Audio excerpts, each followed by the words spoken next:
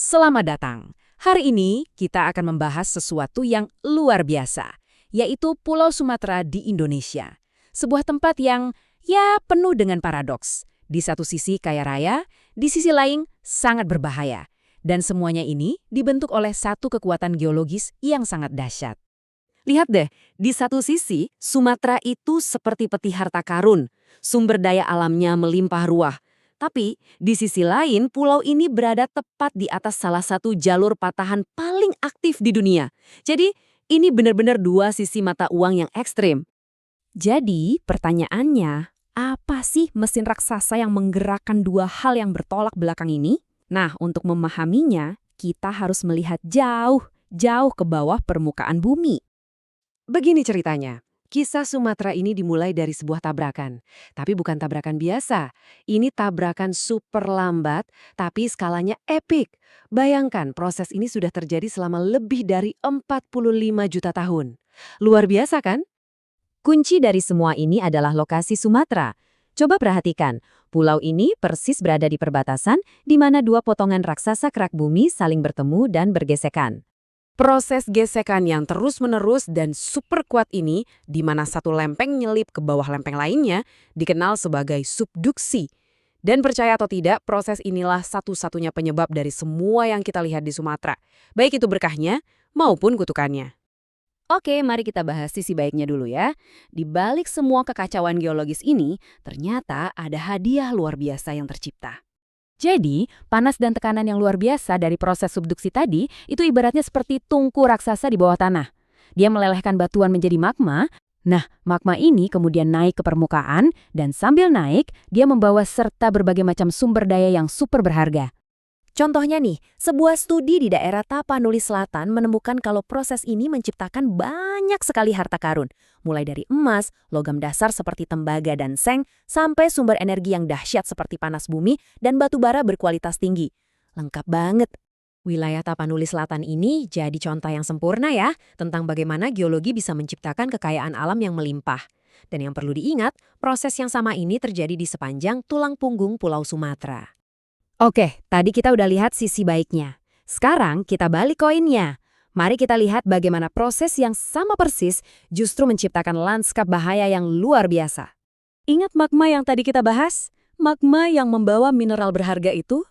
Nah, dia juga butuh jalan keluar ke permukaan. Dan jalan keluarnya itu, gunung berapi. Inilah yang akhirnya menciptakan barisan setidaknya 32 gunung berapi aktif yang berjajar di sepanjang pulau. Dan ini bukan sembarang gunung berapi loh. Rangkaian ini punya beberapa superstar yang paling dahsyat dan merusak dalam sejarah. Kita bicara tentang Krakatau yang suaranya melegenda, Sinabung yang aktif lagi, dan tentu saja gunung berapi super yang letusannya membentuk Danau Toba yang indah itu. Tapi tunggu dulu, bahayanya bukan cuma dari letusan gunung berapi.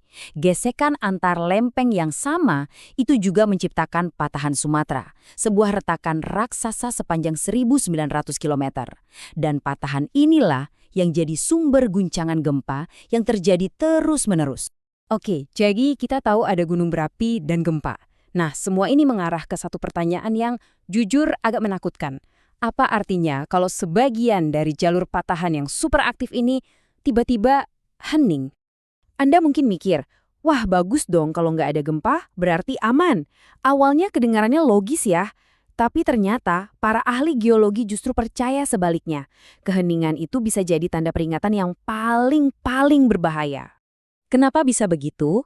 Nah, untuk memahaminya kita perlu kenalan sama istilah teknis dikit, namanya B-value. Gampangnya gini, B-value ini adalah cara kita mengukur seberapa elastis atau seberapa rapuh batuan di sebuah patahan. Nah, coba lihat data di tabel ini. Ini menarik banget. Kita bandingkan beberapa segmen di patahan Sumatera. Lihat deh, segmen Aceh dan Barumun. Aktivitasnya tinggi, banyak gempa kecil. Ini artinya batuannya rapuh. Tapi, coba geser pandangan Anda ke Sumpur dan Sianok. Aktivitasnya rendah alias sepi. Dan yang paling penting, lihat B-value-nya. Angkanya rendah banget. Nah, ini yang bahaya. Jadi, intinya begini. Anggap saja batuan dengan B-value tinggi itu seperti ranting kering. Begitu ada tekanan, dia langsung crack, patah. Energinya pun lepas dalam bentuk gempa-gempa kecil yang sering. Nah sebaliknya, batuan dengan B-value rendah itu seperti karet gelang super tebal. Dia nggak patah, dia cuma meregang, terus meregang, dan meregang sambil diam-diam menyimpan energi yang besarnya luar biasa. Dan pertanyaannya adalah, apa yang terjadi kalau karet gelang itu sudah nggak kuat lagi menahan tarikan? Ya, dia putus. Dan saat itu terjadi, energi yang tersimpan itu tidak lepas sedikit-sedikit. Semuanya keluar sekaligus dalam satu hentakan yang dahsyat. Zona-zona yang kelihatannya tenang inilah yang disebut para ilmuwan sebagai celah seismik atau seismic gap. Jadi, ini sama sekali bukan tanda keamanan. Justru sebaliknya, ini adalah pertanda bahwa tekanan raksasa sedang menumpuk, menunggu waktu untuk dilepaskan sebagai gempa besar di masa depan. Kisah Sumatera ini benar-benar bikin kita mikir ya. Ternyata, kekuatan yang sama persis yang memberi kita harta karun berupa sumber daya alam adalah kekuatan yang sama yang membawa ancaman paling besar. Sebuah paradoks yang jadi inti kehidupan kita di planet yang terus bergerak dan hidup ini. Jadi, pertanyaannya, bagaimana kita bisa hidup berdampingan dengan kekuatan yang bisa membangun sekaligus menghancurkan dunia kita?